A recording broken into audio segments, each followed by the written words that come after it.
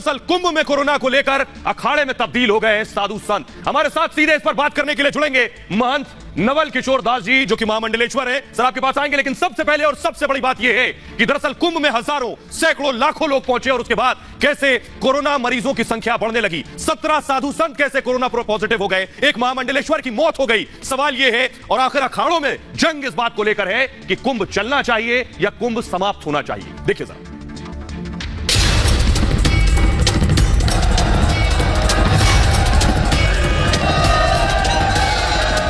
Corona के बढ़ते मामलों के बीच आस्था और विश्वास के इस महाकुंभ ने पूरी दुनिया का ध्यान खींचा। कोरोना के बीच आस्था का महाकुंभ। आस्था के महाकुंभ पर भारी मानवता।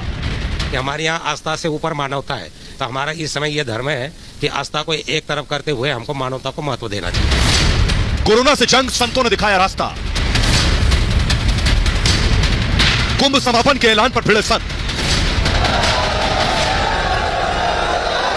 कोरोना के साए में महाकुंभ स्नान की तस्वीरें हैं। 12 और 14 अप्रैल को हरिद्वार में शाही स्नान पर गंगा में करीब 50 लाख संतों और श्रद्धालुओं ने आस्था की डुबकी लगाई। लेकिन कोरोना के बढ़ते मामलों से आस्था और विश्वास का महाकुंभ भी अछूता नहीं रहा। कोरोना के बढ़ते केस को देखते हुए निरंजनी और आनंद अखाड़े ने महाकुंभ से हटने का फैसला किया।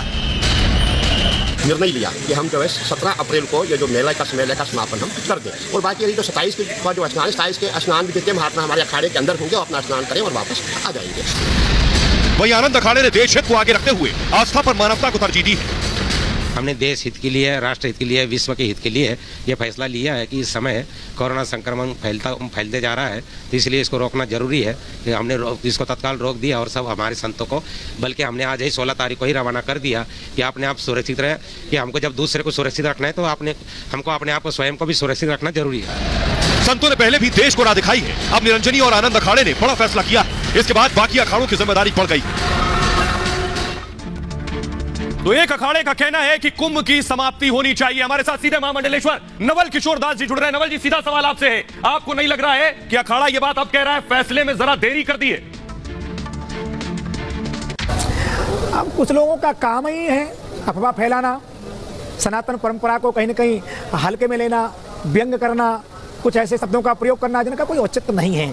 आज मैं देखता हूँ भगवान की कृपा से अच्छा है, सब स्वस्थ रहें, प्रसन्न रहें, पर बड़े बड़े मार्केट खुली है, चुनाव की सभाएं हो रही हैं। मुझे नहीं लगता कि ये कोरोना स्पेशल रूप से कुंभ नहाने आया है तो भी ठीक ही हो जाएगा। तो मुझे नहीं लगता कि जो कुंभ में आ रहे हैं केवल उन्हीं के लिए से कोरोना हो रहा है। क्या जहाँ लाखों की संख्या हो रही है वहाँ आचार संहिता के कारण कोरोना नहीं जा रहा? मेरा एक प्रश्न है, खाली मैं किसी पर टिप्पणी नहीं कर रहा हूँ, पर मेरा प्रश्न है। जी, आपके पास आएंगे, हमारे साथ बने रहिए, लेकिन दर्शकों को जल्दी से